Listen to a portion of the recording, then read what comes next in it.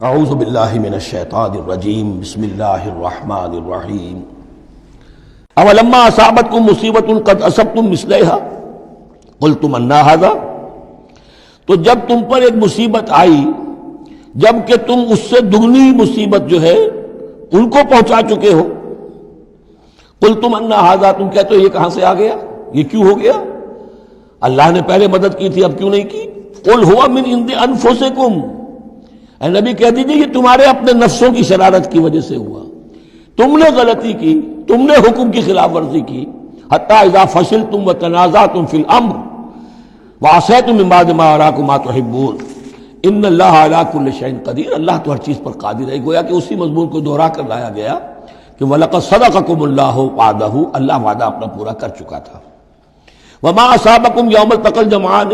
البتہ یہ اللہ چاہتا تو کنڈون کر دیتا، تمہیں کوئی سزا نہ دیتا، معاف کر دیتا بغیر سزا دیے، لیکن یہ کہ اللہ کی حکمت کا تقاضا یہ ہوا کہ تمہیں سزا دی جائے، اس لیے کہ ابھی تو بڑے بڑے مراحل آنے ہیں۔ اگر اسی طرح تم نظم کو توڑتے رہے اور احکام کی خلاف ورزی کرتے رہے تو پھر تمہاری حیثیت جو ہے ایک جماعت کی تو نہیں ہوگی، پھر تو ایک انبوہ ہے، ہجوم مومنین ہوگا، جماعت، لشکر، فوج، حزب اللہ درکار تو وہ ہے۔ وما اصابکم یوم التقى الجمعان، اور جو بھی مصیبت تم پر آئی ہے اس دن جس دن کے دونوں لشکر بھڑ گئے تھے آپس میں، فباذن اللہ، وہ اللہ کے اذن سے آئی ہے، بغیر اللہ کے اذن کے تو یہ تکلیف نہیں آ سکتی تھی۔ وَلِيَعْلَمَ الْمُؤْمِنِينَ، اور یہ اس لیے کہ اللہ جان لے کہ کون ہے اصل مومن، حقیقی مومن، صابر مومن، جو مستقیم مومن ہے۔ وَلِيَعْلَمَ الَّذِينَ نَافَقُوا، اور تاکہ دیکھ لے کہ کون ہے منافق، اور یہاں اصل ترجمہ ہم کرتے ہیں تاکہ اللہ ظاہر کر دے کہ کون ہے مومن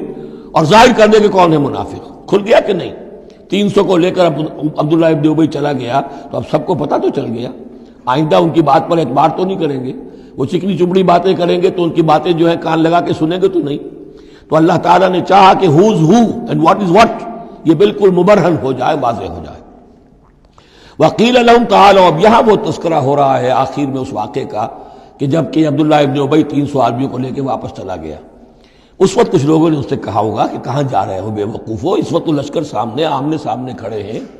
اور 300 آدمی نکل جائیں 1000 میں سے تو بقیہ جو باقی ہیں ان کے بھی کچھ نہ کچھ دلوں میں کمزوری پیدا ہوگی، جیسے کہ بنو حارثہ اور بنو سلمہ کے اندر کمزوری عارضی طور پر پیدا ہو گئی تھی۔ تو سمجھانے والوں نے جب کہا وقیل لہم تعالوا قاتلوا فی سبیل اللہ، اب ادفعوا، آؤ بھائی آؤ، کہاں جا رہے ہو، اللہ کی راہ میں قتال کرو یا دفاع کرو، دفاع ہو رہا ہے تو مدینے کے اوپر حملہ ہوگا تو کیا ہوگا، اگر یہاں پر یہ لشکر جو ہے شکست کھا گیا تو کیا تمہاری بہو بیٹیاں جو ہے پھر آ کر وہ انہیں لے کر اپنی باندیاں بنا کر نہیں لے جائیں گے؟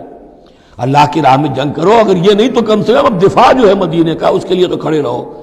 قالوا لو نعلم قتالا لاتبعناکم، ان کا اگر ہم سمجھتے کہ جنگ ہونی ہے تو ہم ضرور تمہارا ساتھ دیتے، یعنی یہ تو در حقیقت نورا کشتی ہو رہی ہے، یہ حقیقت میں جنگ ہے ہی نہیں، یہ محمد کے ساتھی جو مہاجرین آئے ہیں مکے سے اور یہ جو مکے سے اب آئے ہیں چڑھ کر، یہ سب ایک ہیں کہ تھیلے کے چٹے بٹے ہیں اور ہمارا ان سے کوئی سروکار نہیں۔ لو نعلم قتالا لاتبعناکم ہم للکفر یومئذ اقرب منہم للایمان، اس دن وہ ایمان کی نسبت کفر سے قریب تر تھے۔ یقولون بافواہہم ما لیس فی قلوبہم، وہ اپنے منہوں سے وہ بات کہہ رہے ہیں جو ان کے دلوں میں نہیں ہے، واللہ عالم بما یکتمون، اور جو کچھ وہ چھپا رہے ہیں وہ اللہ کے علم میں ہے۔ الذین قالوا لاخوانہم وقعدوا لو اطاعونا ما قتلوا، یہ وہ لوگ ہیں کہ جنہوں نے کہا، ان کے جو بھائی جو وہاں پر ابو سلمان صادق الایمان تھے جو وہاں شہید ہو گئے، تو جو لوگ بیٹھے رہے تھے انہوں نے کہا لو اطاعونا ما قتلوا، اگر وہ بھی ہمارے ساتھ آ گئے ہوتے، ساتھ ہمارے چلے آتے، 300 ہم آئے تھے، وہ اور بھی آ جاتے تو قتل نہ ہوتے۔ قل فادرؤوا عن انفسکم الموت ان کنتم صادقین، تو اے نبی ان سے کہیے اچھا اگر سچے ہو تو اپنی جانوں سے موت کو ہٹا کر دکھاؤ، کیا موت سے بچے رہو گے؟ کیا موت یہاں گھروں میں نہیں آئے گی؟ ولا تحسبن الذین قتلوا فی سبیل اللہ امواتا، اب وہ پھر آیت آ گئی 19ویں رکوع کی، ولا تقولوا لمن یقتل فی سبیل اللہ امواتا بل احیاء ولکن لا تشعرون، سورہ بقرہ اس کے 19ویں رکوع کی آیت ہے۔ اور یہاں ولا تحسبن الذین قتلوا فی سبیل اللہ امواتا، ہرگز نہ سمجھنا ان لوگوں کو جو اللہ کی راہ میں قتل ہو جائیں کہ وہ مردہ ہیں، بل احیاء، بلکہ وہ تو زندہ ہیں، عند ربہم یرزقون، اپنے رب کے پاس انہیں رزق مل رہا ہے، رزق پا رہے ہیں۔ فرحین بما آتاہم اللہ من فضلہ، وہ تو خوشیاں منا رہے ہیں، شادیانے بجا رہے ہیں جو کچھ اللہ نے ان اپنے فضل سے ان کو عطا کیا ہے۔ وَيَسْتَبْشِرُونَ بِالَّذِينَ لَمْ يَلْحَقُوا بِهِم مِّن خَلْفِهِمْ، اور ابھی وہ خوش وقت ہو رہے ہیں، خوشخبریاں حاصل کر رہے ہیں کہ ہمارے اور بھائی بھی جو پیچھے رہ گئے، ابھی شہادت کی خلت انہیں نہیں ملی، وہ بھی آئیں، اور جو ہمیں اللہ تعالیٰ نے ناز و نعم کے اندر اس وقت رکھا ہوا ہے اس سے وہ بھی شاد کام ہوں جو ان کے پیچھے ہیں۔ اللہ خوف علیہم ولا هم یحزنون، کہ ان پر کوئی نہ خوف ہوگا اور نہ وہ کسی حزن سے دوچار ہوں گے۔ یستبشرون بنعمت من اللہ وفضل، اور وہ تو خوشیاں منا رہے ہیں اللہ تعالیٰ کی نعمت کی وجہ سے اور اس کے فضل کی بنا پر، وَأَنَّ اللَّهَ لَا يُضِيعُ أَجْرَ الْمُؤْمِنِينَ، اور یہ اس بات پر کہ اللہ تعالیٰ اہل ایمان کے اجر کو ضائع نہیں کرتا۔ الَّذِينَ اسْتَجَابُوا لِلَّهِ وَالرَّسُولِ مِن بَعْدِ مَا أَصَابَهُمُ الْقَرْحُ۔ اب یہاں اصل میں جو آیات آ رہی ہیں اس کے بارے میں دو قسم کی روایات ہیں تاریخ کی۔ ایک تو پختہ واقعہ یہ ہے کہ حضور صلی اللہ علیہ وسلم نے جب یہ پتہ چل گیا کفار چلے گئے، اب جو بھی کچھ ضروری کام تھے وہ کیے، جو بھی شہداء سے دفنایا، پھر اچانک آپ کو خیال آیا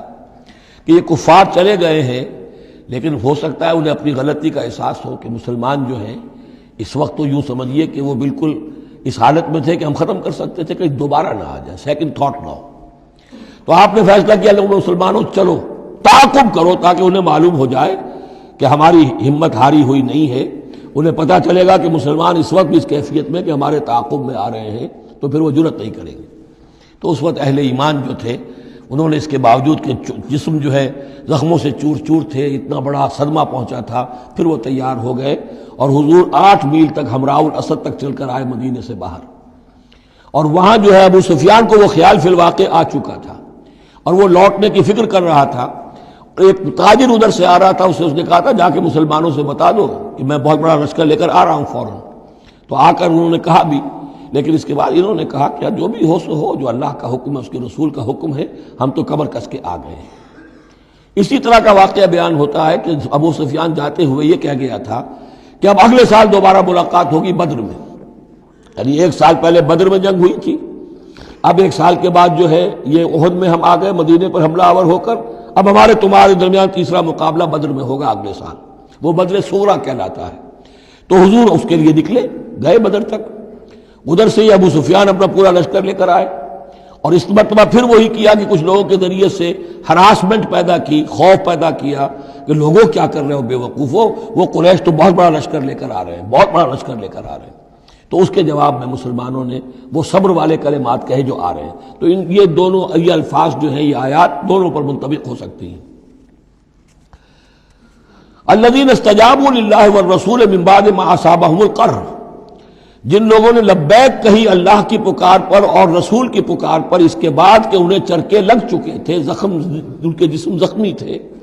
للذین احسنوا منہم واتقوا اجر عظیم، یقیناً ایسے محسنین اور متقین کے لیے بہت بڑا اجر ہے۔ الذین قال لهم الناس ان الناس قد جمعوا لكم،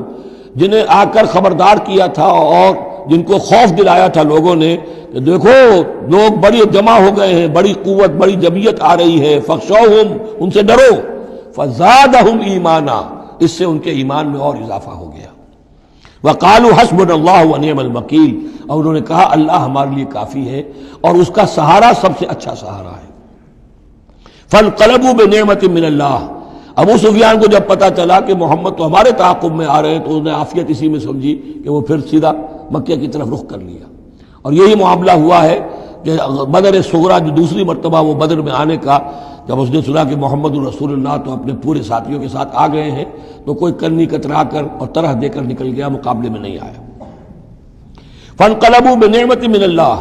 تو وہ لوٹ آئے اللہ تعالیٰ کے انعام سے، نعمت سے، وفضل، اور اس کے فضل سے، لم یمسسہم سوء، کوئی برائی ان کو مس نہ کر سکی، کوئی تکلیف نہیں پہنچی، آزمائش تھی وہ اللہ نے کر لی۔